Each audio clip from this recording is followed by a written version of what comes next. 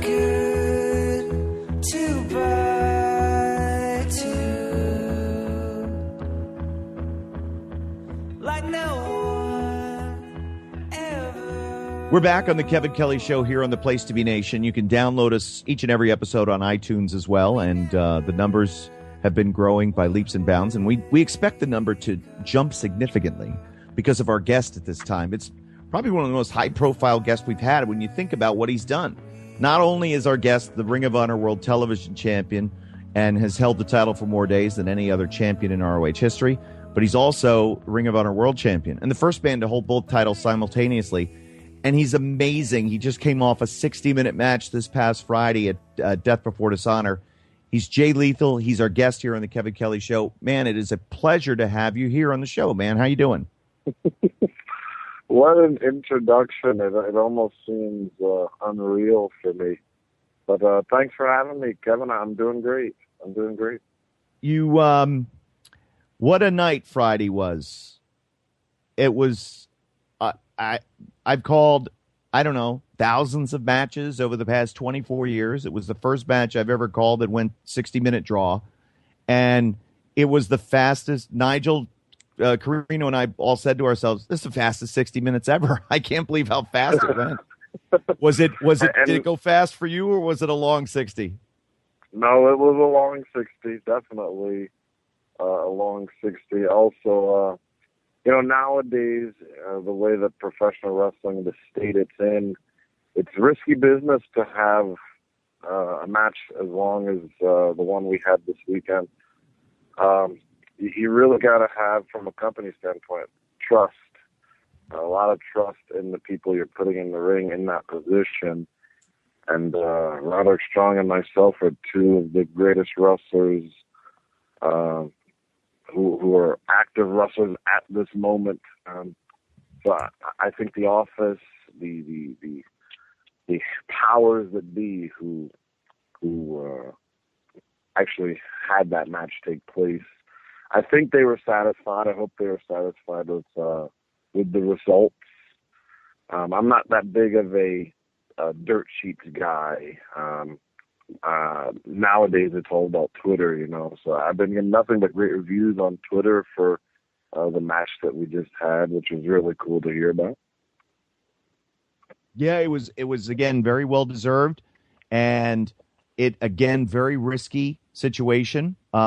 Anything could have happened along the way, but again, agree with the sentiments that probably no two better guys to have in that spot than you and Roddy. But think about this though: you came off of, and Carino and I were laughing. We've debated back and forth ever since Best in the World. Okay, well, Best in the World, we both said, was the best world title match that we had ever called.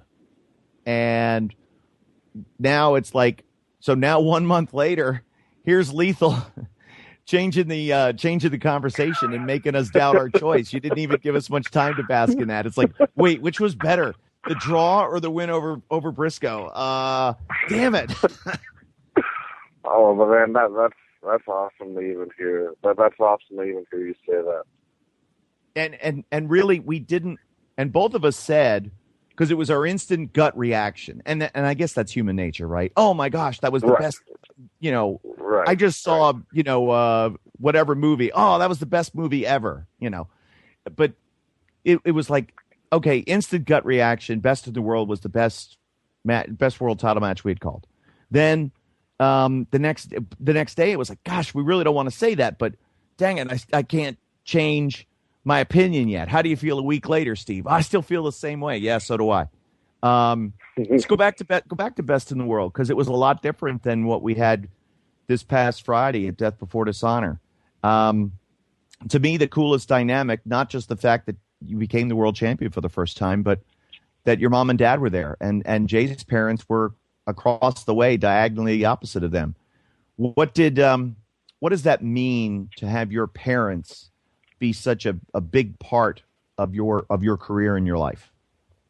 That having my parents there was actually the biggest piece of the puzzle that makes up the fact that one, I'm even a professional wrestler today, but two, the fact that I was actually able to capture the Ring of Honor World Championship, to be the number one man of a company known around the world for its wrestling. One of the biggest puzzle pieces was having my parents there. And it really did something to me when, after the show was off the air and I'm giving my little speech, to look over at my dad, who was legit crying because he was so happy for his son. Man, that just tore me up inside. It was amazing. It let me know that this whole ride has been worth it, just if not for that moment alone. Not many people know, but for the first, I'm going to say 4.5 to 5 years of my professional wrestling career, my parents went to every single wrestling show that I had. I talk about 15, 16-hour car rides. They went to every single wrestling show that I had, which was crazy. Nowadays, whenever I see them, they always talk about, we miss being on the road, because they haven't been on the road. And it's funny, I can say my parents haven't been on the road. My parents haven't been on the road for about 10 years now, but they still talk about how they miss it every single weekend. They were on the road with me, and it made it all worth it. Almost like it came all full circle to have them at rings in the arena, at least during what I consider to be the biggest moment of my life. Man, it was like I said, the biggest piece of that puzzle was having them there. I remember you and I talked a couple of years ago when you wrestled, I guess, Steen the first time, and I think it was in Rahway? And I was like, how do you feel about main eventing in the world title match? And it was kind of a gaga match. So you said it really didn't have that feel. But how nervous were you going into Best in the World? I was legit terrified. I remember being in Ring of Honor when guys like Samoa Joe and Bryan Danielson and even Austin Aries would give their speech after winning the championship, like CM Punk's speech after winning, or CM Punk's speech after losing, or leaving for the final time.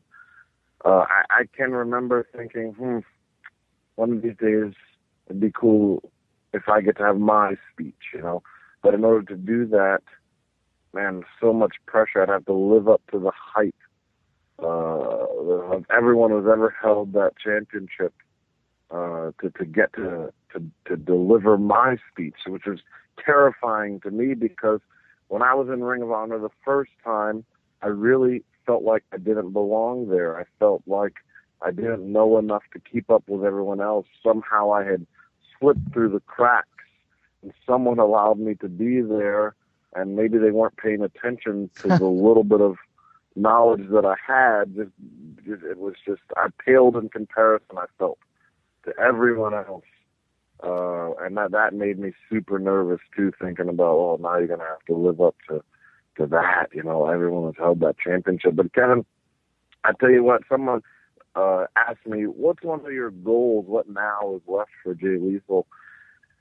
And to be quite honest, what I would love to do, and this is going to be extremely hard, I know it, but what I would love to do is, just like how I held the television championship, throughout this whole time, I can't remember a time when someone said, Jay Lethal is the Ring of Honor television championship, just as good of a champion as, and then mention someone else who has had that championship. I feel like no one has mentioned who else has had it, because I am doing such a good job with it, not to toot my own horn. But if I could do that, Kevin, with the World Championship, if what I'm doing is so unique or interesting or captivating that they never once want to mention, he's a good champion like this guy, or he's just as good as this champion was, if I can get them to, throughout this title reign, could not mention anyone else who has had it except for the current holder, then I think my life will be complete.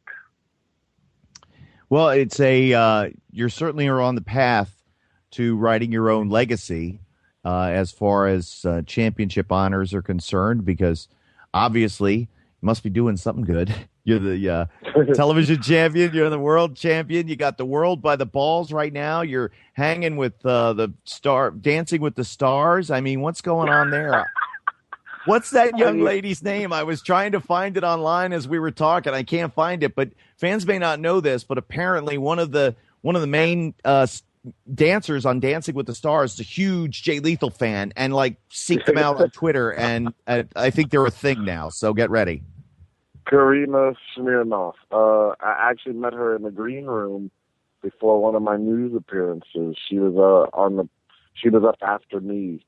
But yeah, it's like I really don't think that all this has hit me. Like, I'm rubbing elbows with celebrities, and I've had countless drinks in a bar with Ric Flair. I've gotten to hang out and joked around with Kevin Nash and Kurt Angle, and countless other guys, Hulk Hogan, whether he be in a good light right now or not.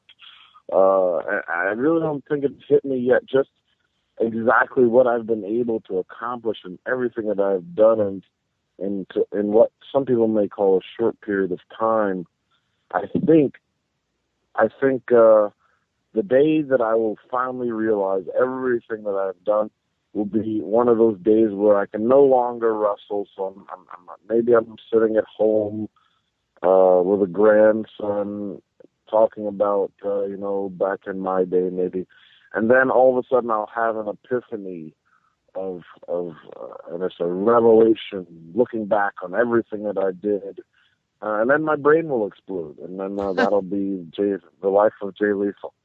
That would be how it all ends. Well, we can all aspire to that. Listen, you mentioned his name, and let's talk about it, because we spent the whole first part of the show kind of talking about Hulk Hogan. It's a story that's taken over not just wrestling, but anywhere in the news and sports and pop culture world now. What are your thoughts? Can you kind of put your own personal feelings on that? I mean, you know the man personally. You've worked with him. How would you? I'm sure people have asked you, "Hey, what do you think about Hulk Hogan?" That's pretty much what I would ask you. What do you think about Hulk Hogan? So I didn't hear the actual tapes of the quotes that I'm seeing. I didn't hear these actually come out of his mouth, which, I mean, would have killed me, I'm sure. But just knowing the fact that some of this is true, it actually does break my heart. I mean, I try to stay away from racial issues as much as possible, just because it in my opinion, it never really leads to anything extremely positive. When you bring up any kind of racial issue, it's going to negatively affect someone in some way. It's not like singing the Happy Birthday song where everyone who hears it is joyous. Some people will be joyous, and maybe it'll rub some people the wrong way. With that said, I would like it to be known that I do understand and realize, and I'm so grateful for some of the things I have been able to accomplish as an African American wrestler. I am extremely grateful that I am the first African American Ring of Honor world champion. I'm so grateful to be able to do what I want, storyline and gimmick wise, in the world of professional wrestling at this point, especially working for Ring of Honor, which I feel is one of the greatest wrestling companies in the world, without being stereotyped into a certain specific kind of a role. With that said, I worked with Hulk Hogan. It was an honor to meet and work with him. But hearing some of the things that, like I said, I didn't hear them come from him. I didn't hear the actual tape. All I'm seeing is quotes and things that he supposedly had said. and it breaks my heart to hear it. It really does. And you know, for some of that stuff, there's no going back. There's no going back from it. You can't take it back because the people have heard it, and it's like,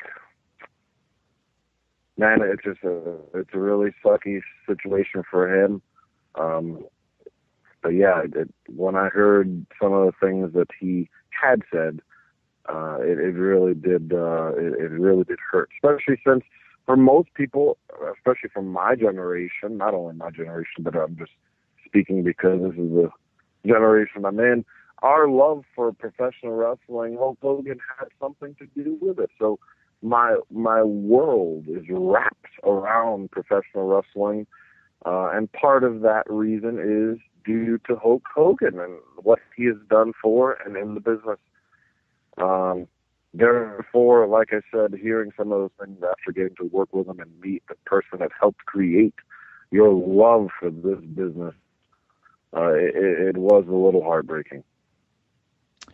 And again, I was like, wow, he's a 61-year-old man who was born and raised in Florida. For me, it wasn't shocking that someone of his age, where he comes from, might have those feelings in his heart. You would hope that he would have been able to change his viewpoints, because having traveled the world and worked with so many different people, a lot of times because of segregation, they didn't know, they didn't go to school with, they didn't have friends with or play with, kids that were different than them. You thought Hulk might have been different, but obviously, that is not the case. And we see examples like that all the time. But I've always been impressed, Jay, with you, with your kind of approach to this, and within regards to like some of the things that we've talked about to some of the guys at the tryout camps, and not to get into specifics, but you have a very good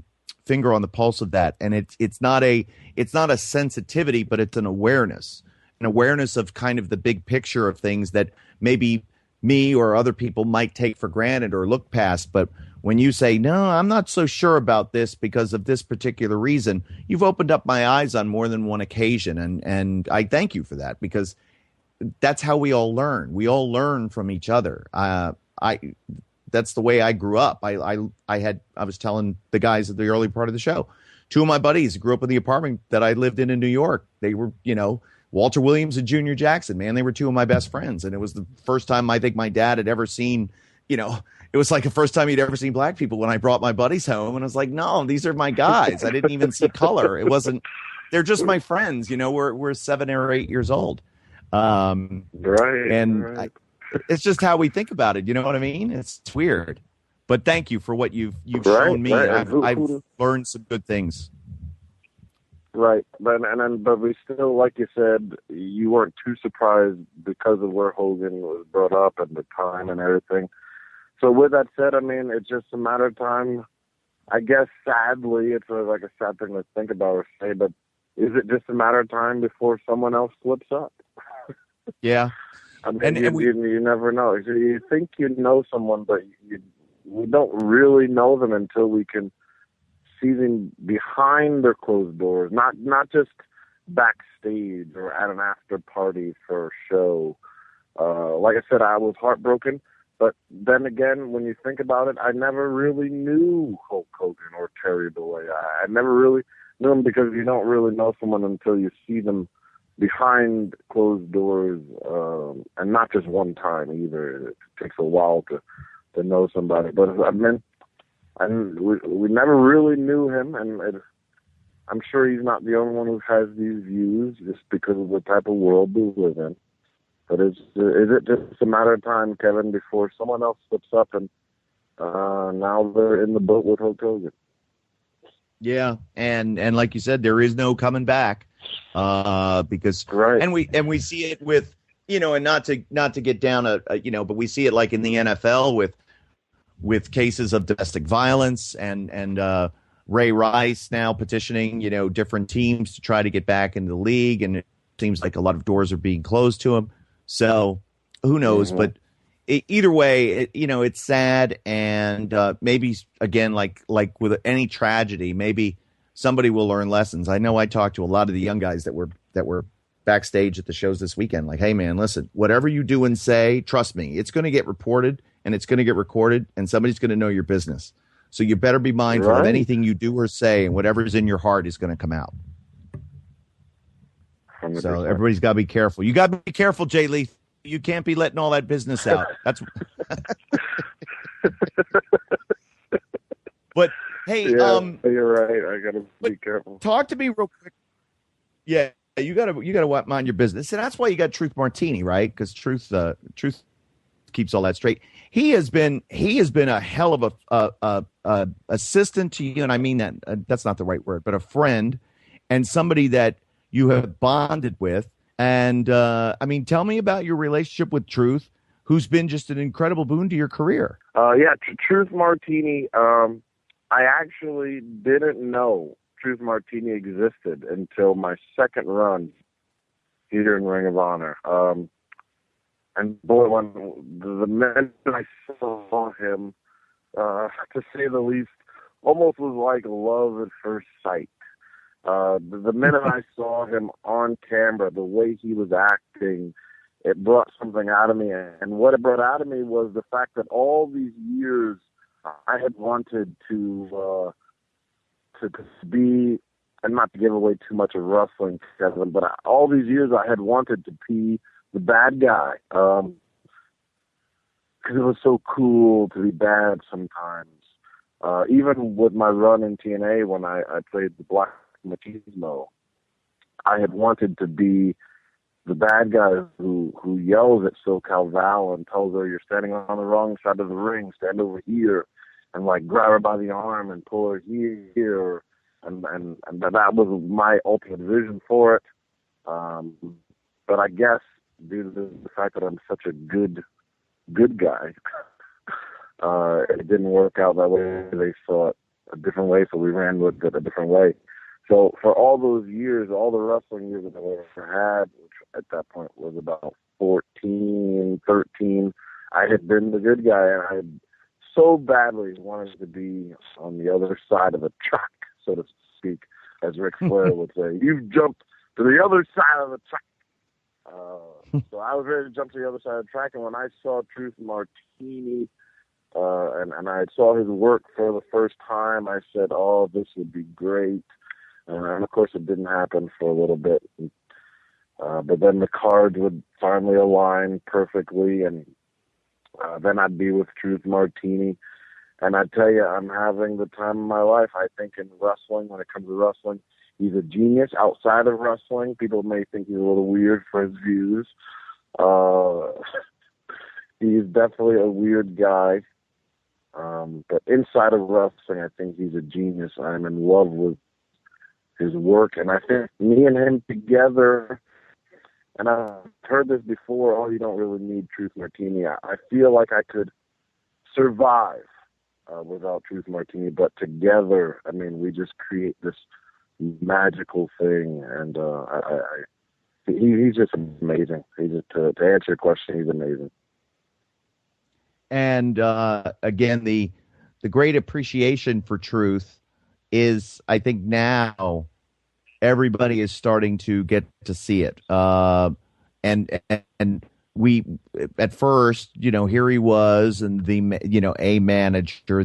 manager. Now he's with Lethal, and he's in such a prominent spot that that prominence, I think, is really, and we're getting to see the best of his work. And I agree with you. He really is amazing.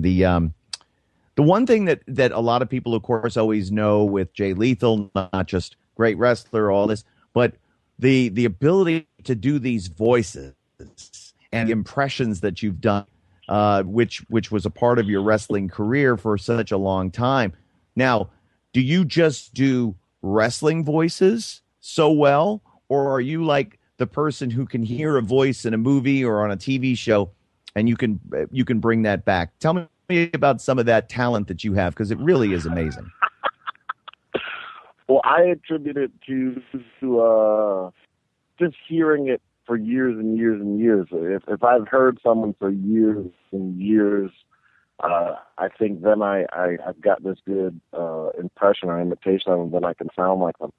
It just so happens that while growing up, shaping my love for professional wrestling, I paid closer attention to certain guys, i.e., the Macho Man, Randy Savage, and Ric Flair, also Jimmy Hart.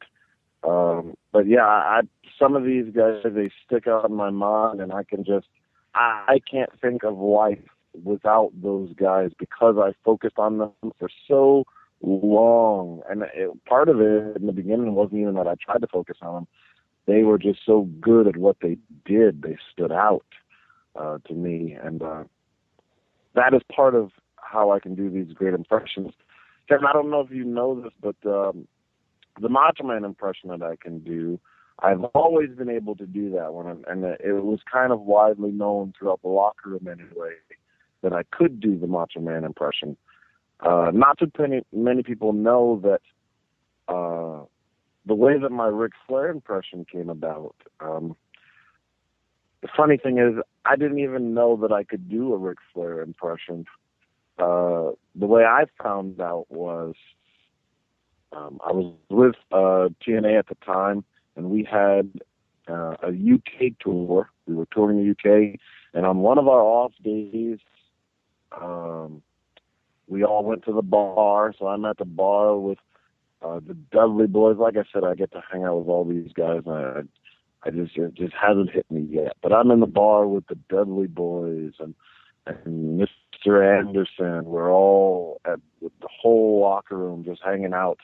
And apparently I had a few too many drinks. And after a couple of drinks, I've started to do this Ric Flair impression, which I didn't even realize or know about until the next morning when I got onto the bus. Everyone was wooing at me and telling me to do the Ric Flair. I said until Earl was telling me, what's wrong with do Ric Flair? Then I put two and two together. I got drunk. I did this Ric Flair impression. Everyone loves it. Must be good. So let's see what I got. So then I attempted to do a Ric Flair impression, kind of hungover / sober, and it was actually pretty good. So I didn't even know that I had this Ric Flair impression in me until a couple drinks. So now whenever someone asks, well, who else can you do? And I always reply, well, do you have time to go? We can find out. And again, maybe we could apply with drinks, and we can, kind of slide. Here's a piece of paper. Here, read this name. See if you can do this impression. But you have to be bombed to do it. So I don't know if that's the thing you want to repeat a lot. But the Flair thing, being drunk, is so again, because Flair in the bar with the wine and buying shots for the entire bar and naching it up and taking his pants off. I mean, that's quintessential Ric Flair. Right. How ironic. Now, did the pants? I didn't find out until No, my pants stayed on. Did the pants stay on? The pants stayed on. Okay, because that's a big part. They're Reggie's CNN Center back in the day. Many pantsless Ric Flair's scenes in that bar. So that's great stuff. I love it. Now, so okay, the Macho Man to me, and your match against Delirious, which was on the Hoopla show, which everybody needs to go back and seek out. Because On Demand is there, and it was the main event. And it was actually kind of an homage to a match that meant a lot to both of you. Tell me about that, how that all came together. Oh, yeah. This was like our tribute to the professional wrestling world. It was allowed us to live this amazing life. We get to travel the world, and like you said, this particular match was such a pivotal moment for our shaping our love for the business. So these Night of Hoopla Ring of Honor shows, it's a bit more relaxed than the actual Ring of Honor shows. There's a bit more fun at these shows. Relaxed gimmick storylines aren't taken super seriously. Sometimes the fan needs just a show with his favorite wrestlers, but just like to unwind. You know, they don't need to be forced to stay in character in this storyline and everything. It's just all around fun. I feel anyway. So one of the coolest things is I got to wrestle Delirious, who was a big Ultimate Warrior fan. Of course, me being a big Macho Man fan, instantly we started thinking of parts of the match that happened between Warrior and Savage. One of the coolest things that I've ever done, is Delirious actually came up with the idea to recreate the match between Warrior and Savage. And then we took it a step further by really wanting to entertain the people who attended the show, and going a step further and verbatim, move for move, hold for hold, doing the exact match that Warrior and Savage did from their famous bout that had Savage exiting wrestling for a little while, at least to do commentary anyway. One of the coolest things that I thought could have happened, but we couldn't do because of copyright issues and such, boo, was I thought it would have been amazing if we, over the PA system, because we were going to be doing the match hold for hold exactly how they did it, I thought it would have been amazing to have, over the loudspeaker, over the PA system, have the commentary between Monsoon and Heenan play live, because we were going to be doing the match exactly how they did it, which was the entertaining part of it. But because of copyright issues and the fact that we were going to be selling this DVD and such, we couldn't do that. But that would have put it over the top for me. If you ask me, that really made it. But it did get made because we just got to live out a childhood dream, you know. Like I said, Delirious being a big fan of the Ultimate Warrior, me being a big fan of Savage. This was awesome. And like I said, I hope I'm not giving away too much of wrestling, the business, but a lot of times it's like putting matches together. This one was easy because this match was already put together years prior, before we even started wrestling. So that made it even easier, and it made it a fun night. It was just amazing. It was amazing. But yeah, could you imagine, Kevin, if we had the commentary played live, loud, of Monsoon and Heenan while we were doing that? That would have been insane. It would have been so great. Absolutely. Were you, and of course, about, probably about 5 or 6 minutes into the match, people really started to get it. Were you surprised at how they got it? No, I was not surprised. I knew that they would get it eventually. What I was surprised at was how fast they got it.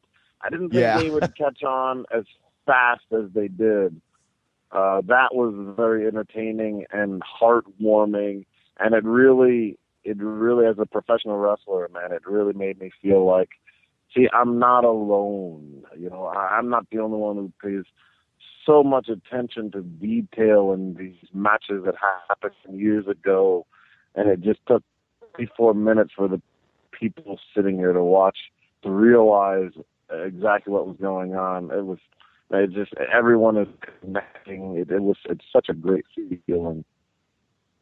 Yeah, that was a special night, no doubt. And the night of hoopla and all of those things. Go to ROHWrestling.com and seek it out if you haven't done it. And trust me, you'll love it. It was the main event of the show, and it's one of those things that you just have to see in order to believe. So of course, Jay, you've got all your busy Ring of Honor commitments. You got the Dancing with the Stars lady falling her feet, just swooning over you, seeing you in the green room. That's it. She's just losing her mind over Lethal.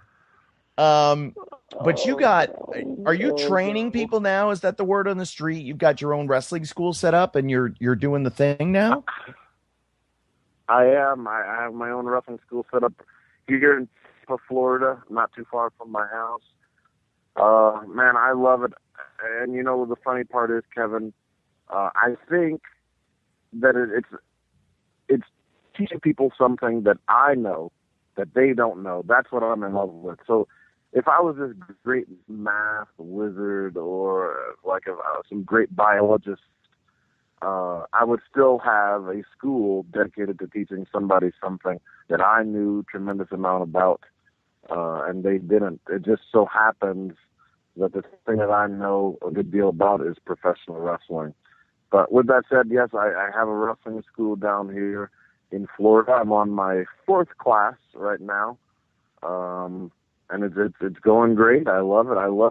I'm in love with teaching someone something who knows nothing about what I know, and seeing the progression of them learning more and more, and seeing the excitement. Because to get into professional wrestling, most of the people they've been fans for years.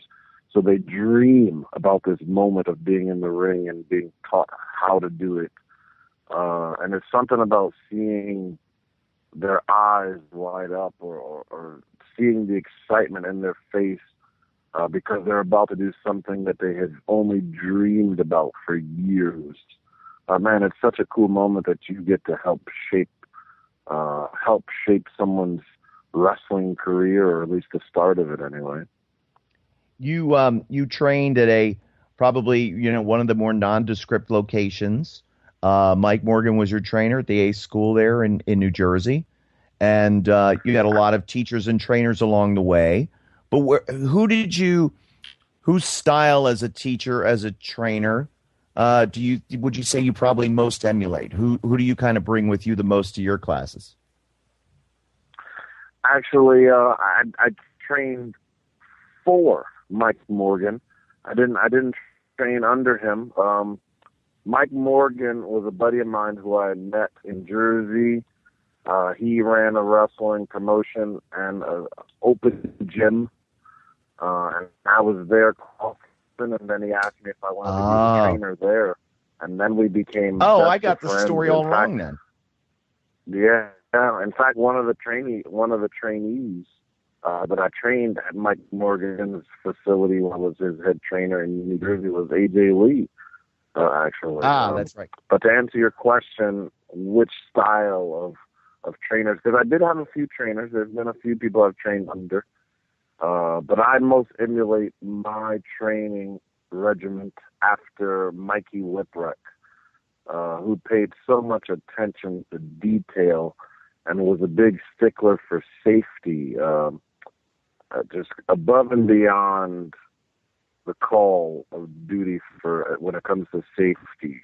You'd learn a move 4, 5, 6 different ways, just so you can be sure that it's 100% safe. Unlike some of the schools that I've been to, where they teach you one way and then they move on to the next thing. And then they teach you how to do this one way, and then move on to the next thing. And not just in wrestling, but a lot of times in life, there's more than one way to do things. And wouldn't you want to know every single way so that you could be as best as you possibly can? But yeah, so to answer your question, I would say that I bring more of the Mikey Whipwreck style of training to my school. Well, Mikey, of course, had a great reputation, still does as a trainer, and that's a good person to emulate. We'll be doing another ROH tryout camp in the fall, probably in October. We were talking about that today, so that'll be another great time. And you've been a part of all of those training classes, the big teaching weekends. So that's always fun. Now, next up for you, we've got the rematch coming up with Roderick Strong in Philly. Is there pressure because of what you did was so magical and worked so well at Death Before Dishonor to kind of recreate some of that magic, or are you just you trust in yourself and you trust in your opponent and everything's going to be all right? How do you feel about that? Great question. No pressure at all. For me, as a professional wrestler, to me, the pressure is always in the first match. And I can see the argument, well, that wasn't your first match with Roddy wrestling before. But this was my first match with him, with me being the world champion. So to me, the pressure is always in the first match that you have with someone. So for me, the pressure is there for most of my opponents now because I'm the world champion. Like I said, I always get that. I feel the pressure to deliver in that first match, especially. And like I said, I'm a new person now that I have the Ring of Honor World Championship. So if I were to, let's say, wrestle Jay Briscoe, I would feel no pressure because we've had that match already. My rematch with Roderick Strong, I honestly feel no pressure because we've had that match already. But moving on to some of my other opponents, I will feel a little pressure to deliver because I feel like it's our first match, me being the world champion. Well, it's going to be great to see. That's in Philadelphia on August 21st. My gosh. And then the following night, MCU Park in Brooklyn, New York. Field of Honor tickets are on sale for both events now at ROHWrestling.com. And Lethal's a big star, folks. We don't mess around here. We bring the heavy hitters. This is our 40th episode. Nothing but big stars. That's why we got Lethal. That's where. Oh man. So let's pull out a special story for since it's the 40th episode. And in this world of professional wrestling, what gets the most buzz, sadly, is always some kind of negative story. And I'll kind of share a little negative because it's not so much negative. It actually turns positive, especially since I didn't quit or give up. But one thing, let's see, I'll go into training with Mikey Whipwreck was great. I loved it. But sometimes the ECW guys would come in and beat us up. And I remember telling Taz, he beat this one kid, Luke, up pretty badly. And I remember telling him when I started training with Mikey Whipwreck, I heard stories of Taz beating this kid up. So I would fear for my life every time the door opened that it was Taz coming in to beat, to rough us up, to beat us up. And he actually got a big kick out of that. But I actually got beat up or roughed up or whatever you want to call it by Roadkill, who, of course, after the incident, I hated his guts. Roadkill attempted to beat me up and I'll just lay out the situation here. I was in the ring training with this kid named, we all called him Burger. Oddly enough, no relation to Cheeseburger. But we all called him Burger. And Burger and I were in the ring. We were trying some MMA stuff, and we were trying to work on our submission wrestling, I remember. So we said, okay, well, we won't stop until one of us taps out. So Burger and I are in the ring working on our submission stuff. And throughout one of these submissions, I had Burger in a front choke, front face lock. If you don't know it, I'm sorry. But for one of the moves I had Burger in, my shoulders just so happened to be on the ground. But it didn't matter because we weren't working on pins. We were working on our submission game, so to speak. Like we didn't really know what the hell we were doing anyway. So that's another story. So Roadkill comes in, sees my shoulders on the ground, and goes, 1, 2, 3, get out, you lost. And as politely as I can, because everyone who knows me knows I'm a polite guy, I would never disrespect someone who's done so much more in this business than I have. But I tried to, politely as I can, explain to him, we weren't doing pins. We were just working on our submission stuff. And the minute I said that, he yelled at me, told me that I talked too much. Then I remember him rolling in and just like a real dickhead, like splashing me with all of his weight, stomping me, not as hard as he could, I'm sure, because he could have sent me to the hospital, but stomping me very, very hard.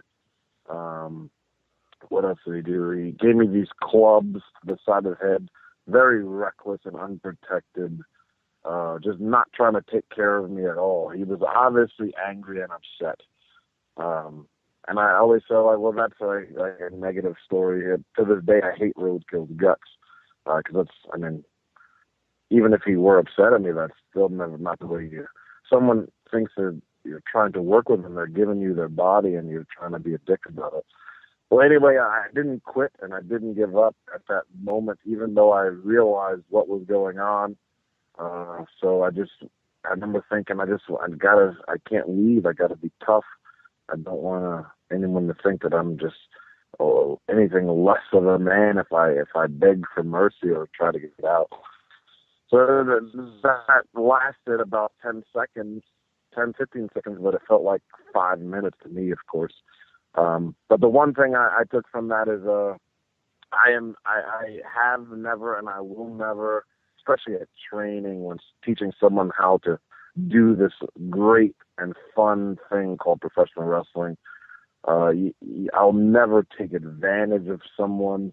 I mean, if you want to fight, if you're upset at me, ask me to go outside and we can handle it there, you know, not in a professional wrestling setting where we're in the ring where I'm supposed to let you do this move to me and you purposely do it rougher than it should be or harder than it should be. But yeah, so hopefully that's a good story for you. The 40th episode.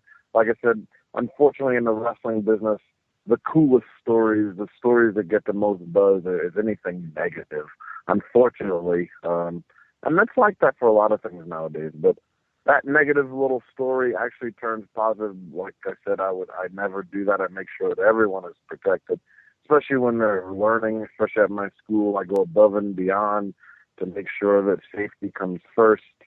And everyone is human. If you have a problem with someone, it's settled outside of the ring and never inside. But that's my story. I'm going to do that at work tomorrow at the office. I'm going to take people outside and settle my issues instead of wanting to rough them up in the cube. That's been my problem, Jay Lethal. Hey, so if I'm a neophyte, if I'm a newbie and I want to get into wrestling, but I don't know how, and I've just heard this interview with Jay Lethal, and it's like, wow, this sounds amazing. I want to do this. How can people find you and your school so they can investigate whether or not they want you to be their trainer? Great question, Kevin Kelly. All they would have to do is either go to my website, which is thelethalj.com. They could send me a message on Twitter, and my Twitter handle is @thelethalj, and J is spelled out J-A-Y, not just the letter J. They can also go to this website called uproarwrestling.com. Actually, it's uproarprowrestling.com. Sorry.